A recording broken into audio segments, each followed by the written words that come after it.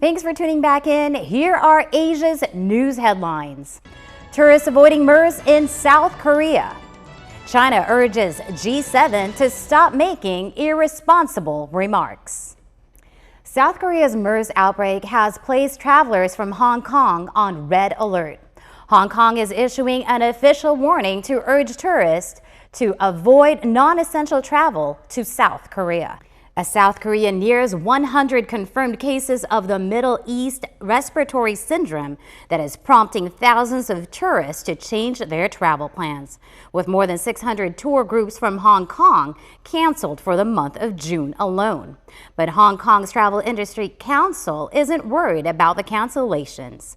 Executive Director Travel Industry Council of Hong Kong, Joseph Tung, had this to say. We have a lot of destinations which we can offer: Taiwan, Japan, Southeast Asia. And I'm sure that if they cannot go to Korea, of course they will be choosing other destinations.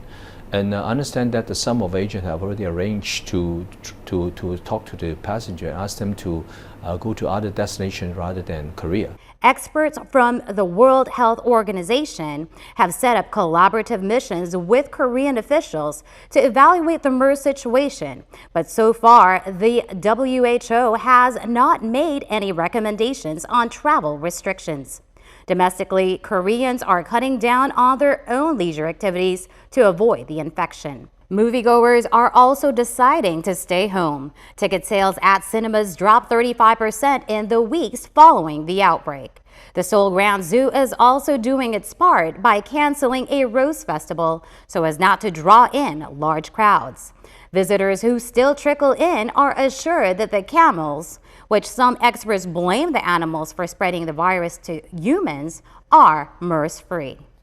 China on Tuesday urged Group of 7 nations G7 to stop making irresponsible remarks after they expressed worries about tensions in the East and South China Seas, following the recent dispute with Malaysia. Malaysia will protest against what it said was the intrusion of a Chinese Coast Guard ship into its waters north of Borneo, the Wall Street Journal reported.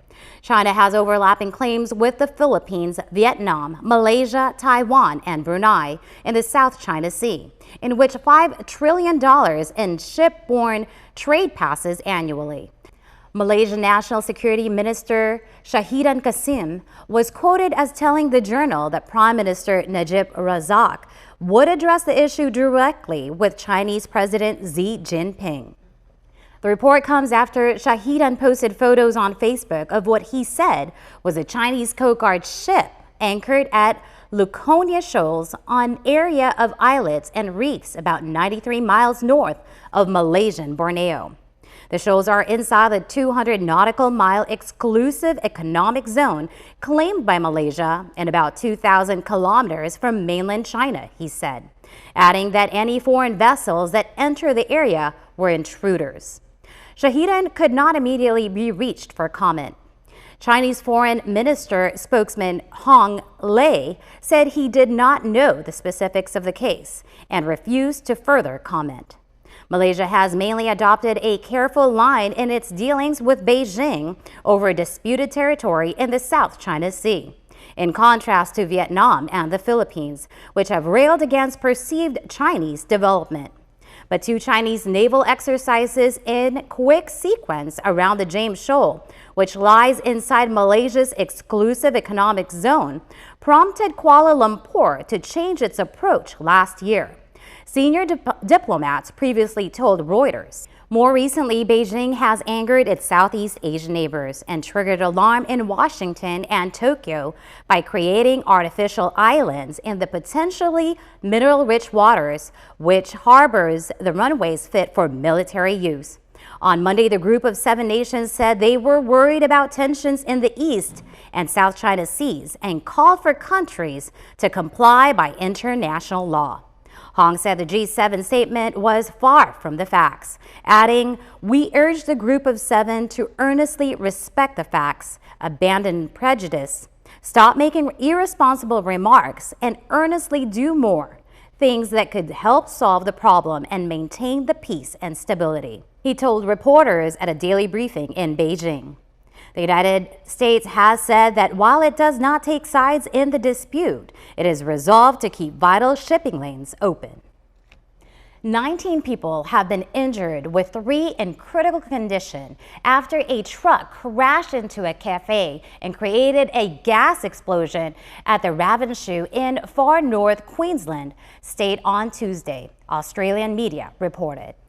The truck drove into the back of the Serves You Right cafe during lunchtime, striking gas bottles and generating a huge explosion. Many of the injured were assisted by locals onto the roadside outside the cafe, local media reported. All those people are suffering burns, serious burns to their upper part of their body, their arms, their legs, their torso, said Police Inspector Kevin Gleason. The 3 people who are in critical condition have been airlifted to hospitals in Cairns and Townsville, Australian media reported. Relatives of the passengers on board a Chinese cruise ship which capsized during a storm on the Yangtze River pay their respects at a funeral ceremony on Tuesday, local media reported. On Wednesday, state media reported that the death toll from the disaster had reached 434, with 8 people still missing. Local authorities have been faced with the daunting task on identifying bodies in local laboratories, China's state broadcaster CCTV reported, adding that altogether 281 bodies had been identified as of Tuesday. CCTV showed video footage of relatives traveling from Shanghai to pick up their family members' ashes.